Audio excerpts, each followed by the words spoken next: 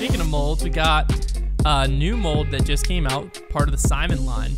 Well, it hasn't really come out yet. It's been pre-ordered, but nobody's going to actually have their hands on it because everybody only gets 10. This is the thing. So MVP is doing something that other manufacturers have never really done before, and I just want to get thoughts on it. So basically, this first run, MVP went super limited first run with dealers. So they normally MVP, the first runs, from my remembrance, they sell themselves on their pro shop, and then the actual first run stock stuff comes to dealers. This time, they said, hey, we're going to sell them to dealers. All dealers, no matter what tier you're on, period, get 10 each, max. I don't even think super limited is the right word. I think it's you just won't get one. Well, no, because super limited, there's a lot of dealers. Yeah. So had they put it on their site, it's probably the same amount as their protos they normally make. It's just they spread them out. I mean, if there's 500 dealers in their network, that's 5,000 discs. That's probably a normal release. Yeah, it's a weird one. But anyways, 10 each. And then this is the kicker here. MSRP and also MAP, I believe. So the minimum and the suggested is $40 for these. So dealers are getting 10 each. Most dealers are going to want 10 each. And they're selling them for $40. Stock runs are going to come soon with the normal Conrad line pricing, so a little bit more than just stock MVP. That makes sense, normal pricing. Yeah. Those are going to be not unlimited, but just stock discs. So if they sell out of the first, they're going to make more. Yeah. So normal stock time lapses are coming. What are your thoughts on this model for the initial release of Simon's disc? Well, I think it's dumb. I think that it is a little unfair to the consumer. I think when I first heard about this, I thought that they were going to just sprinkle it to the retailers and then just have it direct to consumer, and that was just evil because it would just be all the retailers would market it for you, but they'd make almost no money off of it, and then you would just bring them all in, reel them all in, and they could have done that. So at least they didn't do that. So that leads me to believe that they're basically just doing this to generate hype for the big run, right? But my thing is the scale of it is so small that it just feels a little silly to me. It feels I just don't really get it because if you're a retailer of foundation size, for example, there's literally no point of even putting it on the website. We're not putting. You just make people mad. We're gonna just put them in Black Friday mystery boxes. The larger retailers, it's almost pointless because we can't push that we have them, right? Because we'll drive hundreds of people to the site for 10 discs. So I don't quite understand because if I'm MVP, and this is what a lot of companies do, you can make money off the proto. And then the first run, and then the first stock run. You can get 3 runs out that people will all care about individually. This line of discs has so much hype behind it with Simon. I mean, these things are going to be crazy sellers. So I don't understand because if I were them, I would run a big proto line, would have sold. Then I would run a big first run line, it would have sold again. It's that simple. Here's my... And $40? Come on now. If you're going to run this tiny run and then you're going to price gouge too, here's what I think. What are we doing? Because I think the retailers have voiced... I've never been displeased with how MVPs ran stuff. In the past. Their quality's always been great to retailers. They take a little bit of time to get turned around, but I think that's the Simon effect where... they had more demand than they expected. I just want to know. That's my only qualm I've ever had with MVP.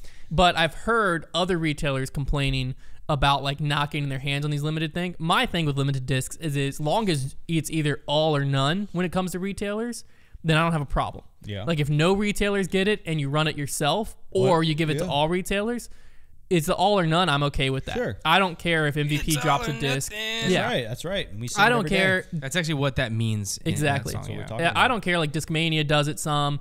Discraft's done it where I don't care if a manufacturer releases a disc to the public and retailers, we can't get our hands on it as long as no retailers do. Yeah. I'm chill with that. But I don't think everyone else was because I think they see discs being dropped and they're like, I wish we could have our hands on that. It would sell for us. So I think they voiced their opinion. And in my head, what this seems like to me is MVP probably typically makes X, Y, or Z amount to keep the first run collectible. The stock proto run collectible, we only make X amount, 5,000, 10,000. I don't know how many dealers there are. We make this much, and they normally just sell them on their site, sell them out at $20, boom, done. If you're MVP, what they basically just did is every retailer is going to buy 10 of them. they're going to sell out, and they're still selling them at $20. So now they just decreased their back end fulfillment time drastically because no one's picking colors, no one's picking weights. We're just putting 10 in a box each, taping it up, slapping a label on it, shipping it to every retailer. Every retailer is going to want one, and you got to have them. So you're going to pay the $20, the same as a consumer would have paid. And then consumers want to get their hands on them, and it's going to be hard to get your hands on because each retailer is only going to have 10. So you're willing to pay the $40. So retailers still make margin, right? And at the end of the day, could have been everyone's happy.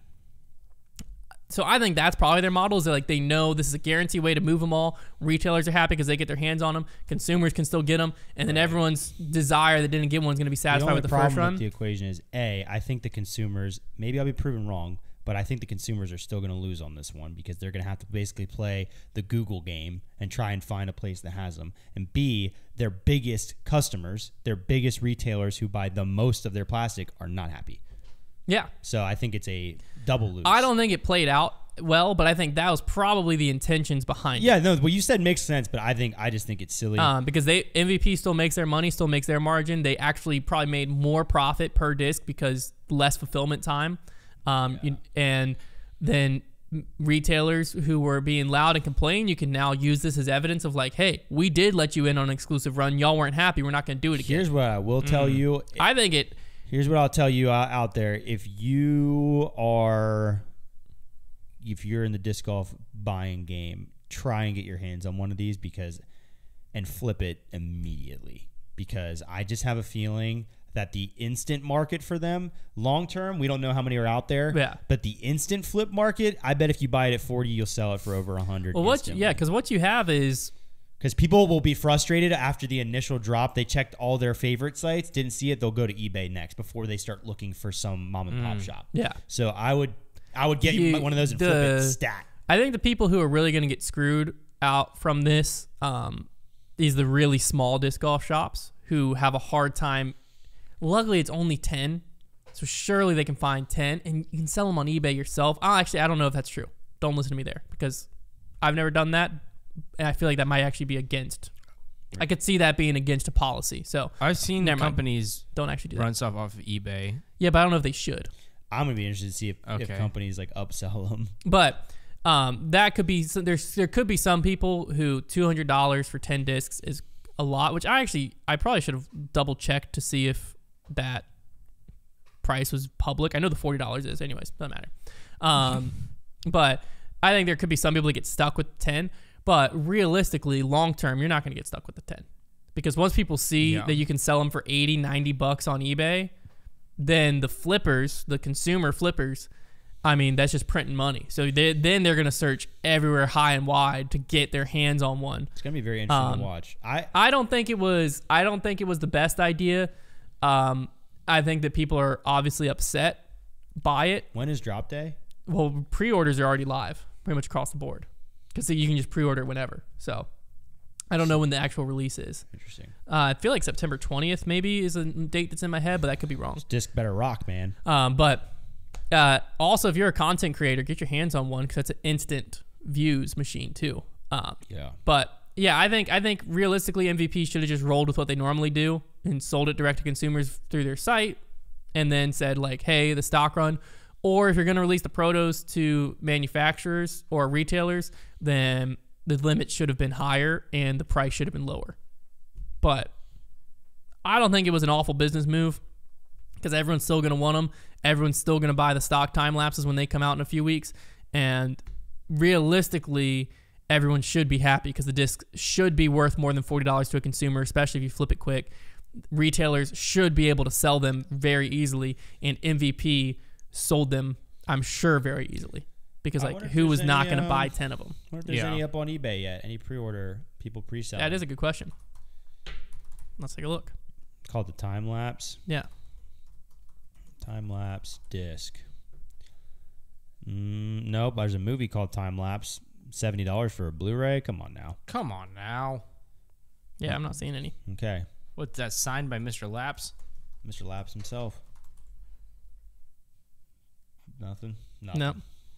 Wow. Okay. Nobody We'll going. do one more search. Nobody going that aggressive yet. No. Nothing Okay. yet. But it'll be very interesting to see. But I wanted to bring that up because I thought it was a big talking point in the disc golf world. I've seen a lot of retailers somewhat upset. I've seen some consumers somewhat upset. And that's where I feel like MVP was probably coming from. It'll be interesting to see what they do with the next Simon line release, how they attack that proto drop, if they go the same route or if they go back to their old route. But who knows? They're going to pay off his whole contract. Yeah, I'm sure they will. The Simon line is going to be very, very popular.